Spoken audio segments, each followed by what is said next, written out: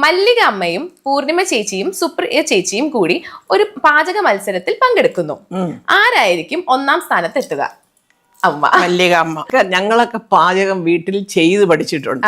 ഈ കുട്ടികളൊക്കെ പഠിച്ചിറങ്ങിയപ്പോ യൂട്യൂബിലെ റെസിപ്പി നോക്കി.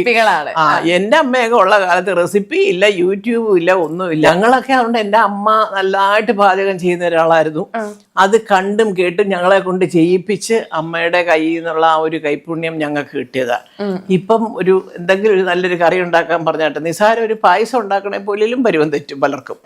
അല്ലെങ്കിൽ പിന്നെ പുസ്തകം അല്ല അമ്മ അതെ വരട്ടിയിട്ടിടണോ അതോ ഇട്ടിട്ടോ.